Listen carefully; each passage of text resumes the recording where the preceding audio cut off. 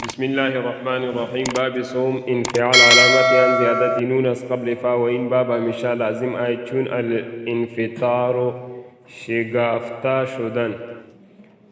تصریف ان فطر ينفطر انفطارا فهو منفطر الامر منه منفطر والنهي عنه لا تنفطر الظرف منه منفطر.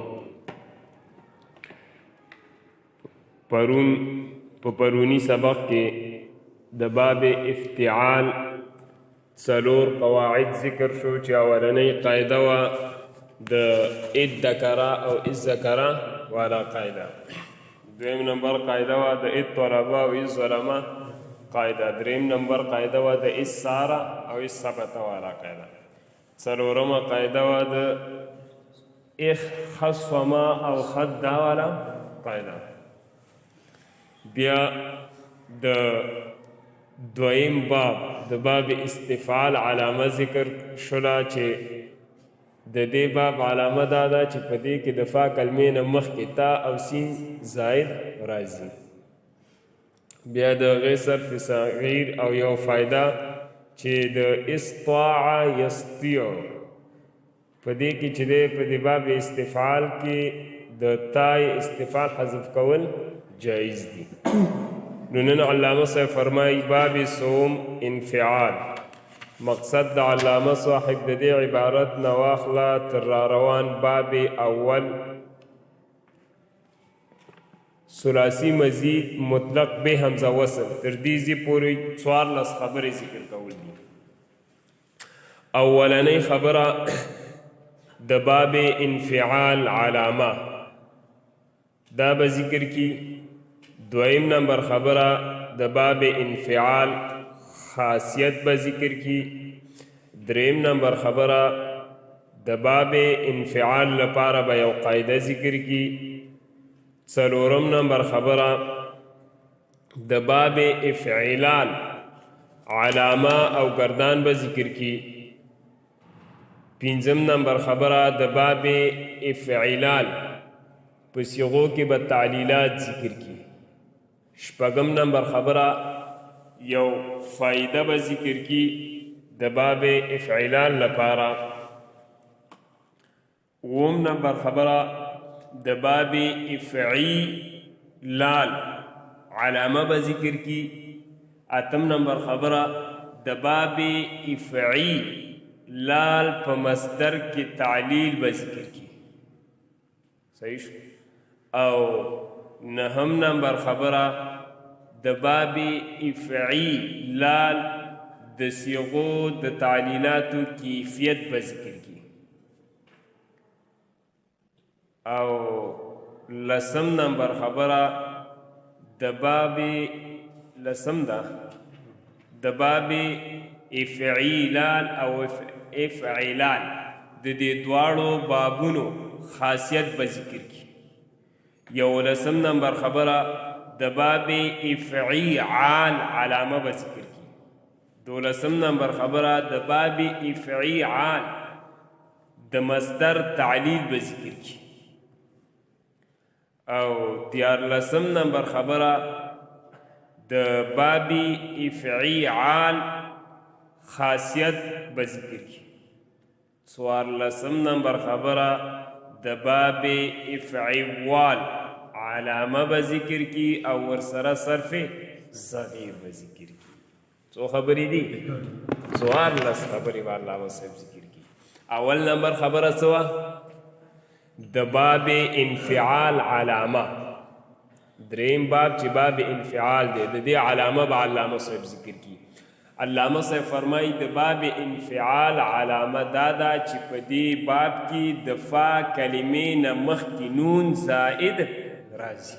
نو دا اول نمبر خبره ذکر کوي چې پکې نشته. طالب جانا باب صوم انفعال. دریم باب انفعال دی علامت عن زیادت نون از قبل فا. علامه د دې باب زیادت د نون دی مخکې د فا کلمې نه. زیادت د نون د چا نه دی؟ مخکې د فا کلمې نه. دویم نمبر خبره څه وه؟ د باب انفعال خاصیت. نو هغه علامه صاحب په دې عبارت سره ذکر کوي چې وین باب همیشه لازم آید. د باب انفعال علامه خاصیت څه دی؟ چې دا باب همیشه د پاره څه راځي؟ لازمي. دا به متعدی نه راځي. نو دا علامه صاحب ذکر کوي دا دویم نمبر خبره. و این باب همیشه لازم آید، دا باب همیشه لپاره لازم راځي. چون الانفطار شگافته شدن په معنا د څیرېدلو سره تصریف انفطر ینفطر انفطارا فهو منفطر. الامر منه انفطر والنهي عنه لا تنفطر ظرف منه منفطر. مولیانو د دې باب نه د معلوم او مجهول صيغې ولې ذکر نه کړلې؟ لازم دی. مخکې مونږ ویلې چې څه دی د ابوا د لازم بابونو نه څه نه راځي؟ صيغې د اسم مفعول او مجهول. صحیح شو. دریم نمبر خبره څه وه؟ قاعده د باب انفعال لپاره. نو هغه علامه صاحب په دې باره سره ذکر کوي چې قاعده هر لفظ کې فای و نون باشد. د قاعدې خلاصه دا ده چې هر هغه لفظ چې د هغې په فا کلمه کې لام، میم، نون، را یا د حروف لین څخه کم حرف راغلی وي نو هغه لفظ د باب انفعال نه راځي. هغه لفظ د چا نه راځي؟ د باب انفعال نه راځي. کچیرې د دغې لفظ نه د باب انفعال معنا حاصلول مقصود وي نو دغه لفظ به د باب انفعال په ځای باندې باب افتعال ته وړلی کېږي. د دې لفظ نه به د باب انفعال په ځای باندې باب افتعال جوړولی شي. د باب انفعال معنا څه ده؟ لزوم ده نه. اوس هم ویلې چې دا باب همیشه څه دپاره راځي؟ لازم راځي. قاعده څه ده؟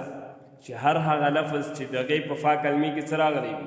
لام، میم، نون او را یا د حروف لین څخه کم حرف راغلی وي نو دغه لفظ د باب انفعال نه راځي.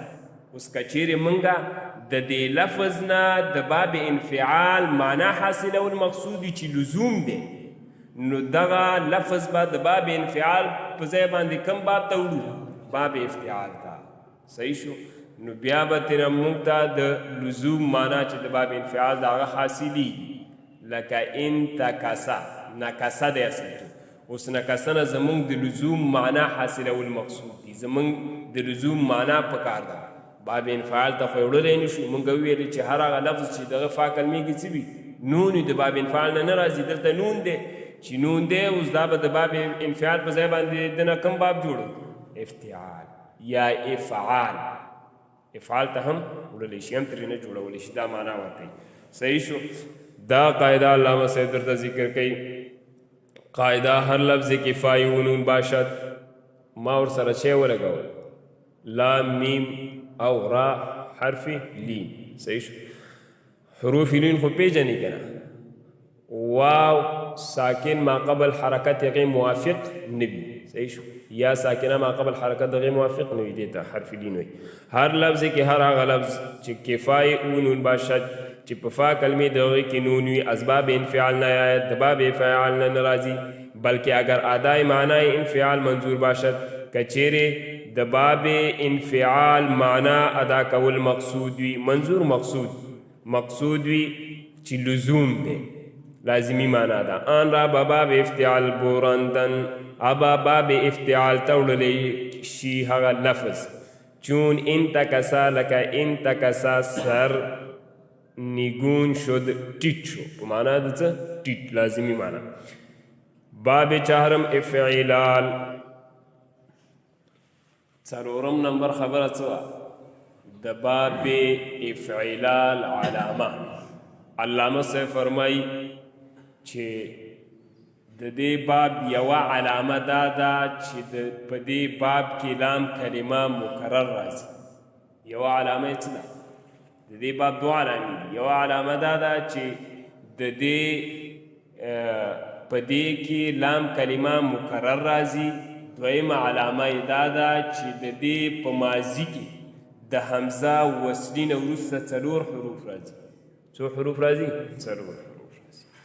نو دا څلورم نمبر خبر علامه صاحب ذکر میکنه.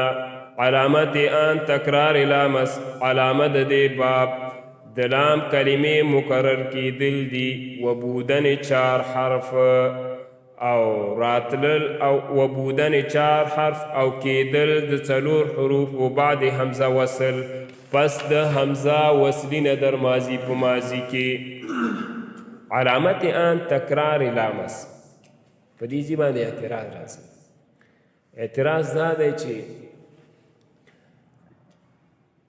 دغه دا باب افعلان رباعی کېدل پکار دي دا باب افعلان څه کېدل پکار دي رباعی کېدل پکار دي ځکه چې په دې کې څو لامونه دي 2 لامونه ذکر دي او 2 لامونه په چا کې دي رباعی کې دي نو پکار دا دی چې دا څه وي دا باب افعلان رباعی شي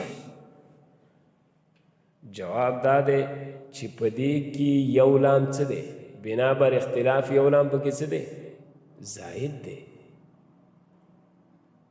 جواب پوښ دا باب فعلان دې رباعی کېدل پکار دي ولې ځکه چې په دې کې څو لامونه دي 2 او 2 لامونه په چا کې وي رباعی کې جواب چې دو کې بنا بر اختلاف یو لام پکې څه دی بعض علما اول لام زائد وایي بعض علما دویم لام بیا په اعتراض راځي چې دو کې یو لام زائد دی باب فعلان کې نو پکار دادا چې د زائد حرف په مقابله کې زائد حرف په وزن کې ذکر شي د زائد حرف په مقابله کې څه ذکر شي په وزن کې زائد ځکه چې د زائد حرف په مقابله کې خو زائد حرف ذکر کی نو دلته د زائد حرف چې یو را ده په هغې مقابله کې باید چې را ذکر شوی و لام نو ذکر کول پکار څه ذکر کول پکار لام نو دلته د زائد حرف په مقابله کې لام ولې ذکر شوی دی جواب دا په دې سوال ورسېدی جواب دا دی چې بعضې داسې صورتونه دي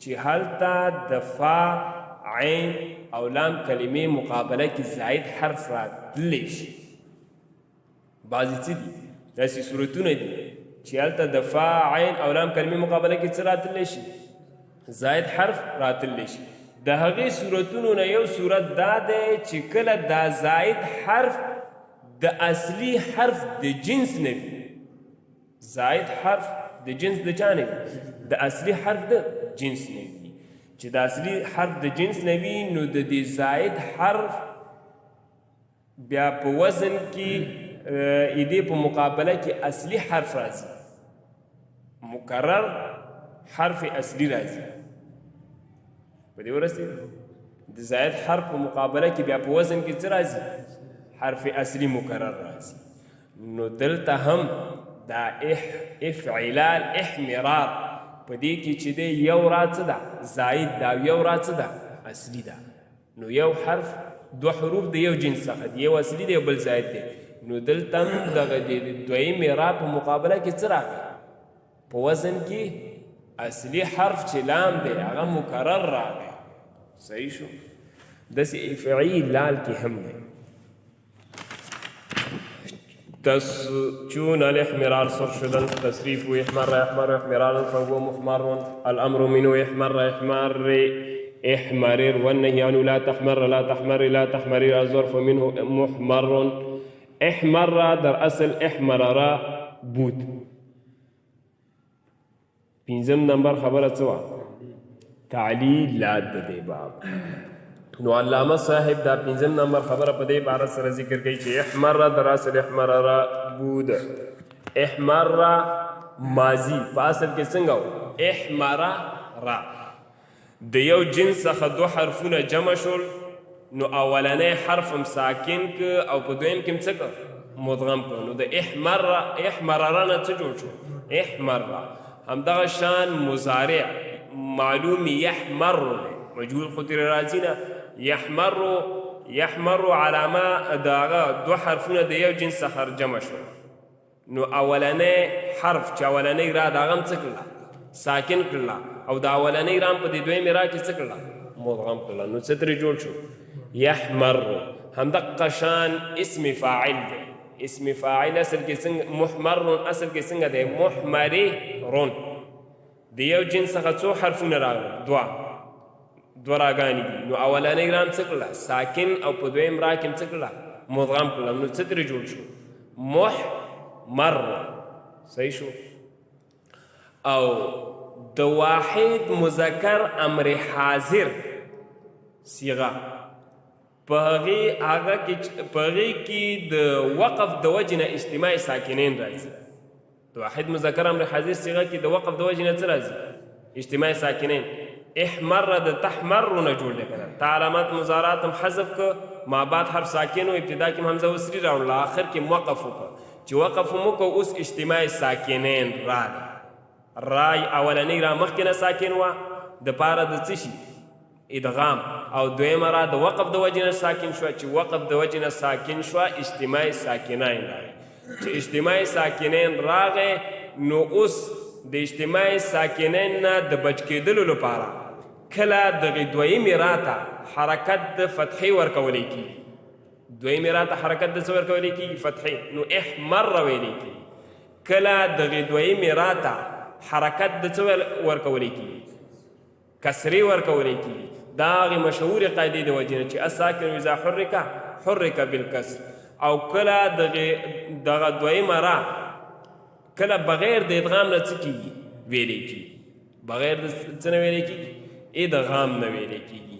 بیا چې اولنۍ را باندې کم اصلي کم حرف و حرکت و هغه به واپس راوړلی کېږي. صحیح شو. څو صورتونه پکې ویل جایز دي؟ درې.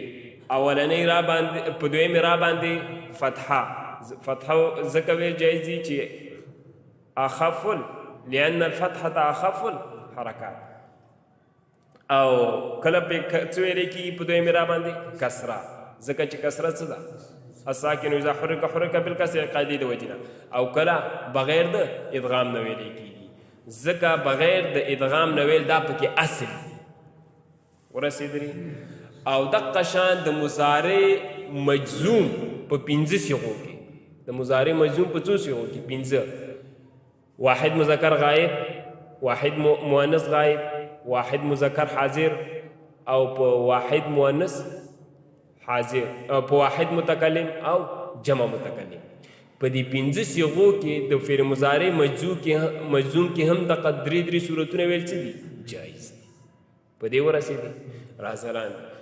5 نمبر خبر علامه صاحب ذکر میں کرا احمر دراصل احمر بود احمر پاسل کې احمر راو 2 حرف فی یک جنس جمع آمدن. 2 حرفونه د یو جنس نه جمع رال. اول را ساکن کرده اولنیم ساکن که در دوم ادغام کردن او په دویم کې مدغم کړلی شو احمر شو. نو احمر شد و بر همین قیاس است او په همدغې طریقې باندې قیاس دی تعلیل یحمر و تعلیل د یحمر مضارع معلوم. دلته زما په علم الصيغه کې یحمر لیکلی شوی مضارع مجهول صيغه ده. صحیح دا غلطي د کاتب ده.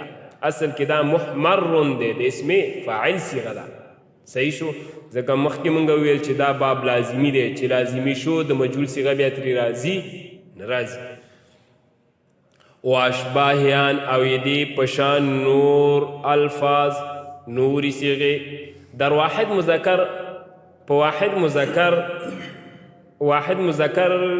امر په واحد مذکر د امر کې بسبب وقف د وقف د وجنه اجتماع ساکنین شد. اجتماع ساکنین راغه کې هر دو را ساکن شدن ځکه چې دواړه راګانې ساکن شولې. دوانه راګانې څه شولې یو د مخکې د ادغام د وجې نه ساکن وه او دویمه د چا د وجې نه ساکن شوه د وقف د وجې نه ساکن شوه. چې وقف د وجې نه ساکن شوله اوس به څه کېږي اجتماع ساکنین نه د بچ کېدلو دپاره څه لاره شته وایي ګاهې رای دومره فتحه دادن کله دویمې را ته حرکت د څه ورکولی کېږي فتحې ورکولی شي.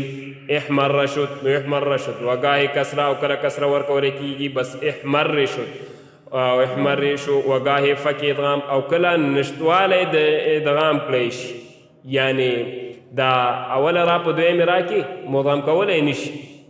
نو احمر شد لم يحمر و دیگر او لم يحمر او و دیگر صیغ مضارع مجزوم او باقی صیغې د مضارع مجزوم را هم بر این نم باید فهمید هغو لره هم په همدغه طریقې باندې ځان پوهه کول پکار دي. ما درته ویلې چې د فعل مضارع مجزوم په 5 صیغو کې هم دا څه ویل جایز دي، دا 3 صورتونه ویل جایز دي. دا اصل کې یو قاعده ده، دا قاعده وروسته را روانه ده په بحث د مضافو کې. قاعده داسې ده خلاصه چې هر هغه مضارع چې د هغې لام کلمه مشدد وي